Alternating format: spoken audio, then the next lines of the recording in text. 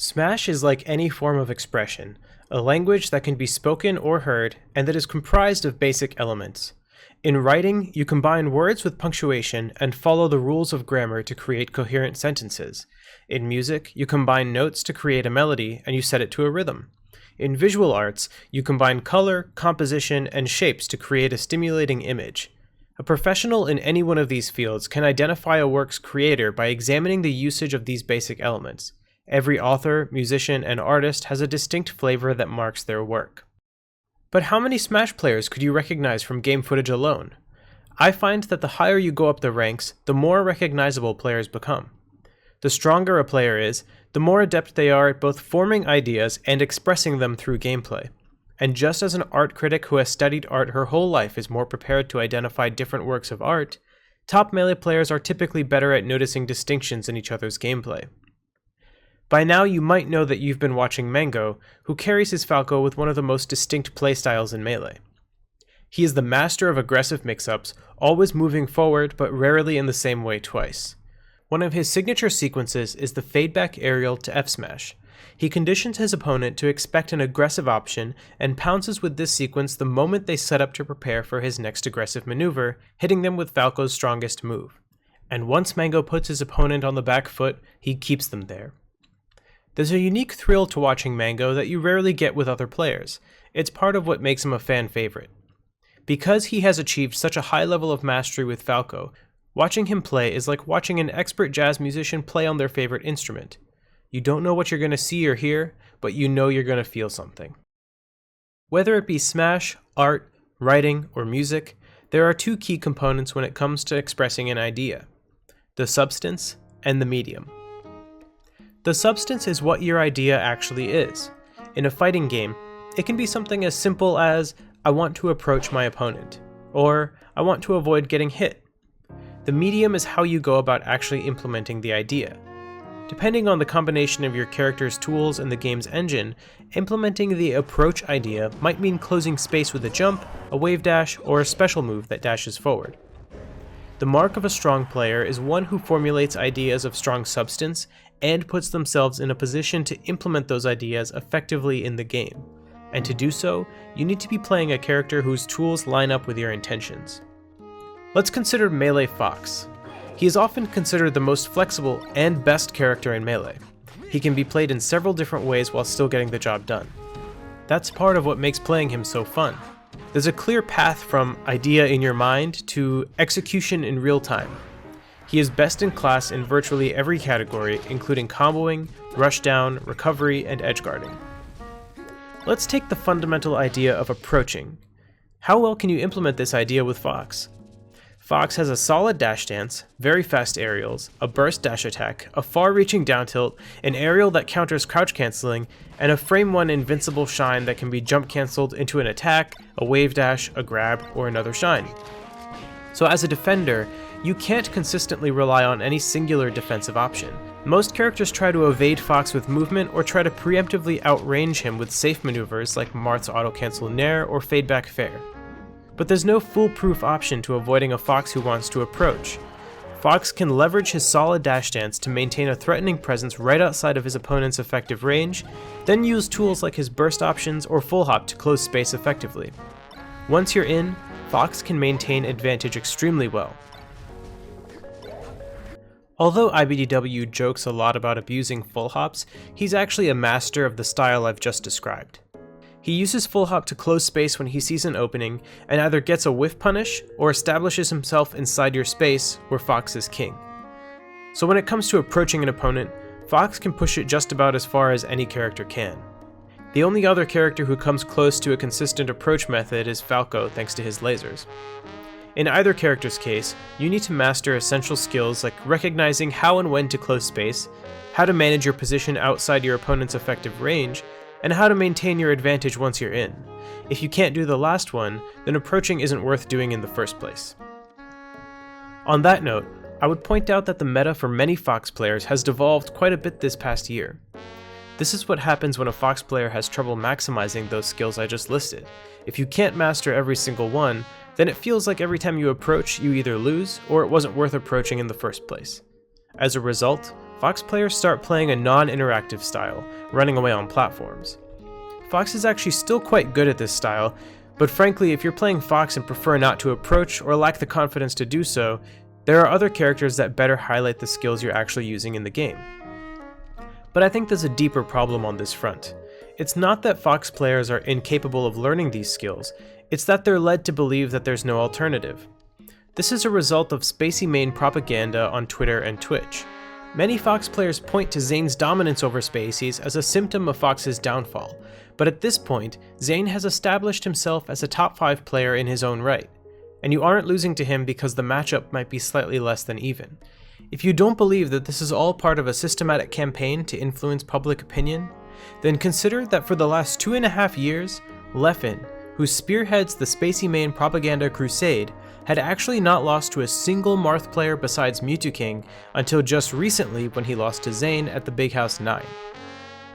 In the face of so much misleading information, it's more important now than it ever has been to separate fact from fiction.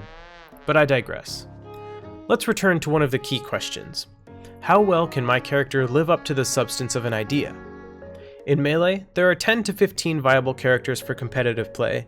The rest of the cast is obsolete because there are other characters strictly better at implementing the same ideas.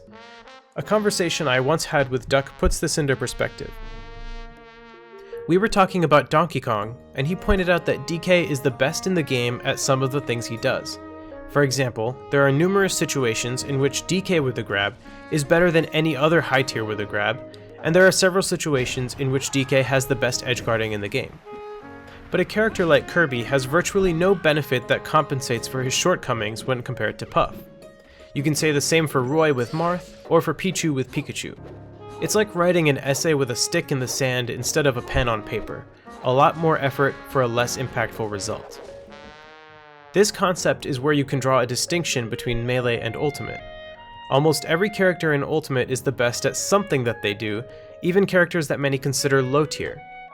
For this reason, I find that a traditional linear tier list does not work very well for Ultimate. Instead, I would look at a tier grid that examines characters on the complexity of ideas they can implement and how well they are able to implement those ideas. For example, Link can set up creative approaches, pressure, combos, and edgeguards with his bomb, but he isn't limited to projectile zoning. Thanks to his amazing fair and nair, plus back air to start or continue combos, he has a nicely rounded kit. As a result, Link is able to implement a huge breadth of playstyles. As for how well he can execute these playstyles, generally he is strong, but weaknesses like slow grounded moves and slow startup on his projectiles mean you have to position and time your moves carefully. Therefore, on the tier grid, I would put him on the high end of complexity and somewhat high on the ability to execute those capabilities. Little Mac is the antithesis of this in a lot of ways. He basically only exists on the ground where his moves are fast and strong, but he simply lacks the tools to deal with any character that can utilize platforms or projectiles, which is most characters. He has a narrow scope of playstyles and weak implementation. When it comes to the type of playstyles you want to implement in-game, it depends on the individual player's personality and ideas. I personally like having the flexibility to play in multiple ways through either unique tools or good, fluid movement. Some players like to get in their opponent's face with aggression and strong approach options. These players might use characters like Roy or Fox. For players without a personality or originality, Palutena is perfect. Winning games with her feels like winning an argument without needing to say anything interesting or insightful.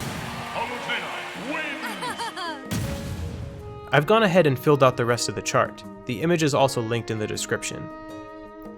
To close out, let's loop back to Melee for a case study. Despite Melee's shorter list of viable characters, the freeform movement engine offers much more depth per character. The same character can look vastly different in the hands of two different players. An interesting manifestation of this phenomenon is the recent comeuppance of Marth players in the past couple years. For a decade, Mewtwo was the iconic Marth player, well known for his devastating punish game and consistent edgeguards. If you listen to Analog, the Smash podcast I host with Ipengu, you'll know we've described his playstyle as gambling with a loaded die. He picks a seemingly random option that always feels skewed in his favor. The last stock of Mewtwo vs IBDW at the Big House 9 was maybe the most Mewtwo stock I've ever seen. camping on the ledge in a high-pressure situation into getting up from the ledge, running all the way across the stage, and swinging with dash attack, F smash, or grab is vintage Mewtwo, something he's been doing for years. That's exactly what happened here, and it won him the set.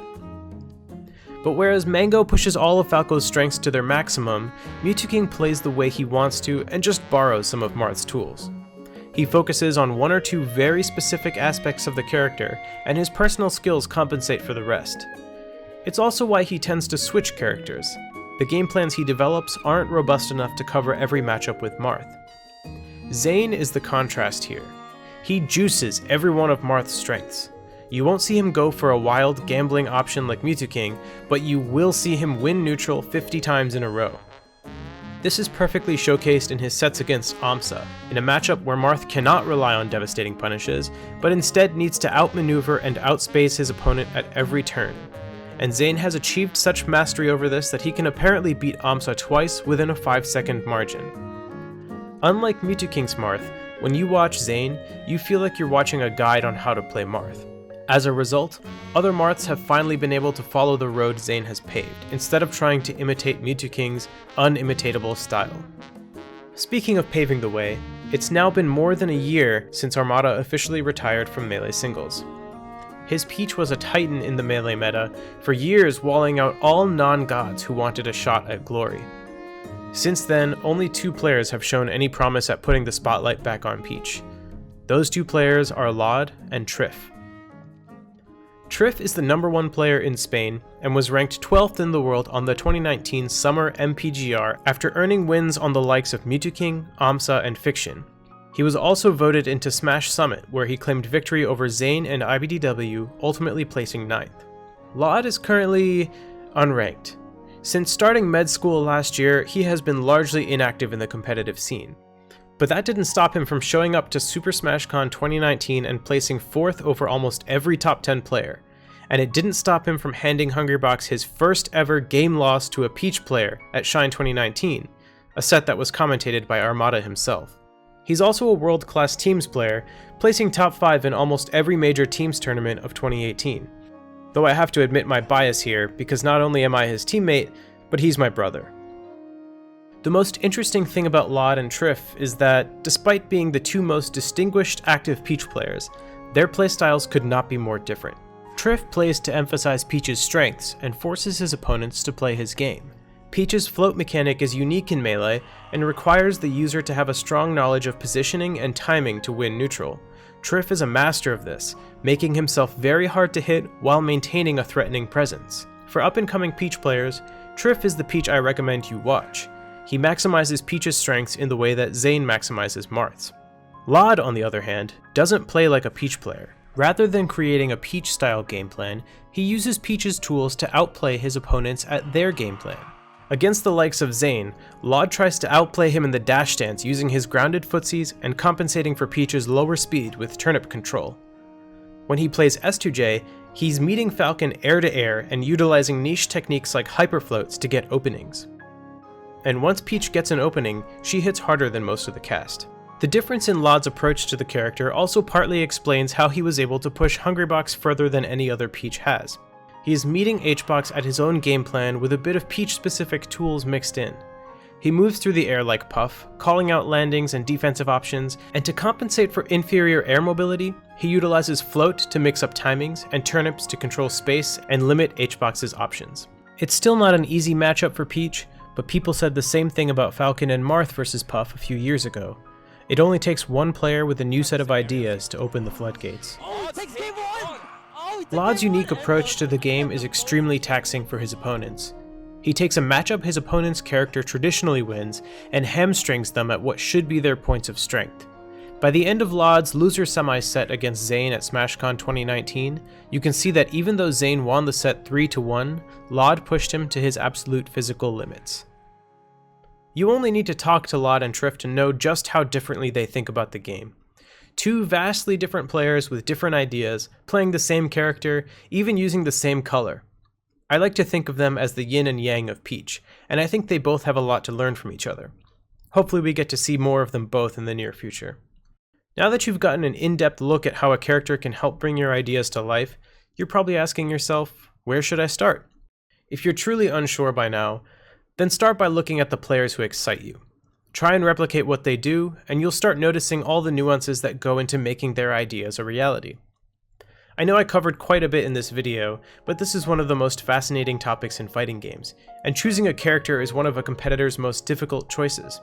What's your preferred style and what character do you play? Have you changed your mind after watching this video? Let me know in the comments, and as always, thanks for watching.